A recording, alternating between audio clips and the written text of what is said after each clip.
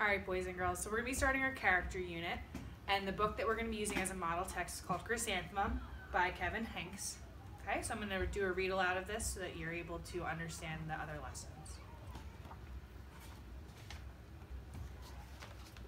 The day she was born was the happiest day in her parents' lives.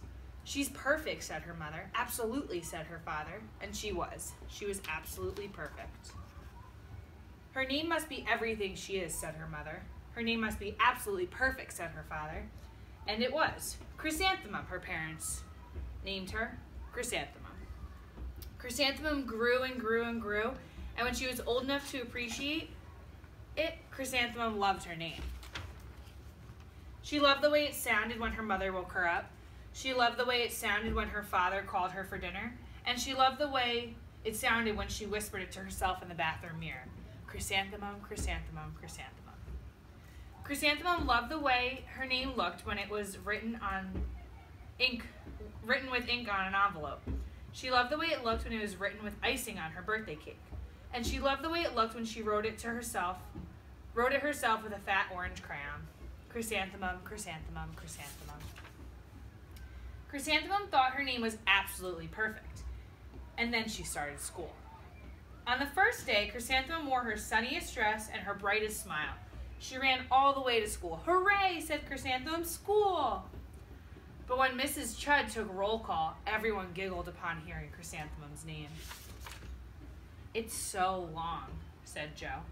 "It scarcely fits on your name tag," said Rita, pointing. I'm named after my grandmother," said Victoria. "You're named after a flower." Chrysanthemum wilted. She did not think her name was absolutely perfect. She thought it was absolutely dreadful. The rest of the day was not much better. During nap time, Victoria raised her hand and informed Mrs. Chud that Chrysanthemum's name was spelt with 13 letters. "That's exactly half as many letters as there are in the entire alphabet," Victoria explained. "Thank you for sharing that with us, Victoria," Mrs. Chud said. "Now put your head down." "If I had a name like yours, I'd change it," Victoria said, as the students lined up to go home. "I wish I could," thought Chrysanthemum miserably. "Welcome home," said her mother. "Welcome home," said her father. "School is no place for me," said Chrysanthemum. "My name is too long. It scarcely fits on my name tag, and I'm named after a flower." "Oh, pish," said her mother. "Your name is beautiful." "And precious and priceless and fascinating and winsome," said her father. "It's everything you are," said her mother. "Absolutely perfect," said her father. Chrysanthemum felt much better after her favorite dinner, macaroni and cheese with ketchup, and an evening filled with hugs and kisses and parcheesi. That night, Chrysanthemum dreamed that her name was Jane, and it was an extremely pleasant dream. The next morning, Chrysanthemum wore her most comfortable jumper. She walked to school as slowly as she could. She dragged her feet in the dirt. "Chrysanthemum, chrysanthemum, chrysanthemum," she wrote. "She even looks like a flower," said Victoria as Chrysanthemum entered the playground. "Let's pick her," said Rita, pointing. "Let's smell her," said Joe. Chrysanthemum wilted. She did not think her name was absolutely perfect. She thought it was absolutely dreadful. The rest of the day was not much better. During nap time, Victoria raised her hand and said, "A chrysanthemum is a flower. It lives in a garden with worms and other dirty things." "Thank you for sharing that with us, Victoria," said Mrs. Chud. "Now put your head down." "I just cannot believe your name," Victoria said as the students lined up to go home. "Neither can I," Chrysanthemum thought miserably. "Welcome home," said her mother. "Welcome home," said her father. "School is no place for me," said Chrysanthemum. "They said I even look like a flower. They pretended to pick and smell me." "Oh, pish," said her mother. "They're just jealous and envious and begrudging and discontented and jaundiced," her father said. "Who wouldn't be jealous of a name like yours," said her mother. "After all, it's absolutely perfect," said her father. Chrysanthemum felt a trifle better after her favorite dessert, chocolate cake with buttercream frosting, and another evening filled with hugs and kisses and parcheesi. That night, Chrysanthemum dreamed that she really was a chrysanthemum. She sprouted leaves and petals. Victoria picked her and plucked the leaves and petals one by one until there was nothing left but a scrawny stem. It was the worst nightmare of Chrysanthemum's life.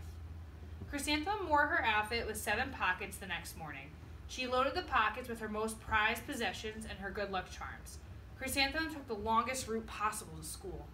She stopped and stared at each and every flower. Chrysanthemum, chrysanthemum, chrysanthemum, the flowers seemed to say. The next morning, the students were introduced to Mrs. Twinkle, the music teacher. Her voice sounded like something out of a dream, as was everything else about her. The students were speechless. They thought Mrs. Twinkle was an indescribable wonder. They went out of their way to make a nice impression. Mrs. Twinkle let the students in scales. Then she assigned roles for the class musical. Victoria was chosen as the dainty fairy queen. Rita was chosen as the spiffy butterfly princess. Joe was chosen as the all-important pixie messenger, and Chrysanthemum was chosen as a daisy. Chrysanthemum's a daisy, chrysanthemum's a daisy, Joe, Rita, and Victoria chanted, thinking it was wildly funny. Chrysanthemum wilted. She did not think her name was absolutely perfect. She thought it was absolutely dreadful. What's so humorous? Asked Mrs. Twinkle. Chrysanthemum was the answer. Her name is so long, said Joe. It scarcely fits on a name tag, said Rita, pointing. I'm named after my grandmother, said Victoria. She's named after a flower. My name is so long, said Mrs. Twinkle. It is, said Joe. My name would scarcely fit on a name tag, said Mrs. Twinkle. It would, Rita said, pointing. And said Mrs. Twinkle, I'm named after a flower, too. You are, said Victoria. Yes, said Mrs. Twinkle. My name is Delphinium. Delphinium Twinkle. And if my baby is a baby girl, I'm considering Chrysanthemum as a name. I think it's absolutely perfect. Chrysanthemum could scarcely believe her ears. She blushed, she beamed, she bloomed. Chrysanthemum, chrysanthemum, chrysanthemum. Joe, Rita, and Victoria looked at Chrysanthemum longingly. Call me Marigold, said Joe. I'm a carnation, said Rita, pointing. My name is Lily of the Valley, said Victoria. Chrysanthemum did not think her name was absolutely perfect. She knew it. So that's the story, Chrysanthemum. And throughout the character journey, we're talking about outside traits, inside traits. Outside traits are external physical traits. Inside traits are personality traits.